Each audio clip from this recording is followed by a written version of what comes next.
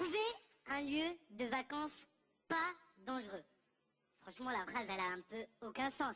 Enfin, je sais pas, quand tu vas faire tes courses, tu fais pas une liste de ce dont tu n'as pas besoin. Enfin, je sais pas. Moi, personnellement, je vois mal quelqu'un écrire son planning, genre lundi, trouver des choses à faire pas ennuyantes. Mardi, trouver un lieu de vacances pas dangereux. Le mec, il vit dans la négation, tu sais. C'est le genre de personne, vous les reconnaissez tous, quand ils sont devant toi dans un traiteur, ils bloquent une demi-heure devant la vitrine, tu sais, genre ça, je veux pas, ça, je veux pas. Ils savent pas ce qu'ils veulent, mais ils savent ce qu'ils ne veulent pas. Beaucoup de femmes ont dû se reconnaître. Elles savent pas ce qu'elles veulent, mais elles savent ce qu'elles ne veulent pas. Et moi, je pense personnellement qu'à force de penser aux choses qu'on veut pas, elles finissent toujours par arriver. Donc je me suis dit, je vais essayer de devancer le destin. Et je me suis mis à chercher un pays à risque, un pays qui soit vraiment dangereux. Donc je suis allé voir une agence de voyage et je lui ai demandé de me proposer que des pays dangereux. Donc elle m'a d'abord proposé, bon, l'Afghanistan, avec un forfait rafale, braquage, viande halal, otage.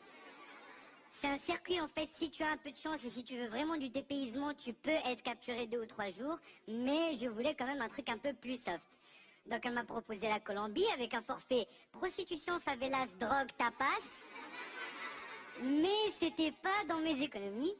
Du coup, je lui ai dit que je voulais un truc beaucoup moins cher et beaucoup plus proche. Elle m'a proposé un circuit noctilien. Donc en fait, c'est un concept où tu te retrouves à 3 heures du matin dans un bus entouré à 30 cm de plein d'individus potentiellement dangereux.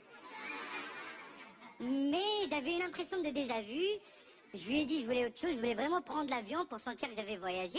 Et donc du coup, elle m'a proposé la Tunisie. Je lui ai dit que c'était pas un pays dangereux. Elle m'a dit que si, il y avait un documentaire d'envoyé spécial qui certifiait que c'était un pays dangereux. J'étais content, j'ai pris ma copine, on est parti, j'arrive à l'aéroport et là je vois un mec qui crie « Jihad ! Jihad !» J'ai dit à ma copine « Planque-toi, regarde, il va y avoir de l'action, je connais, Jihad !» Mais Jihad, ça fait un quart d'heure qu'on cherche, avance Jihad, le prénom de son cousin, mais j'étais dégoûtée, je voulais de l'action moi. On sort de l'aéroport, il y avait un monsieur avec une barbe, je me suis dit « Enfin, du danger !»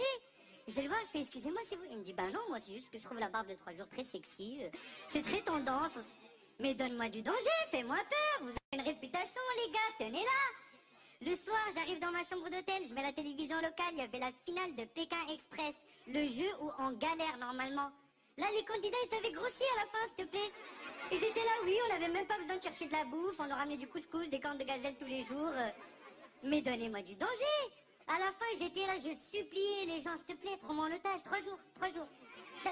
D'accord, juste 2 jours. Prends ma femme, je fais une vidéo. Juste qu'il n'a place, je fais une vidéo. Rien, même au niveau de la langue, j'ai même pas réussi à être dépaysé. J'arrive à la réception avec mon dictionnaire français-arabe. Le mec il me dit, vous pouvez me poser la question en français, je parle parfaitement.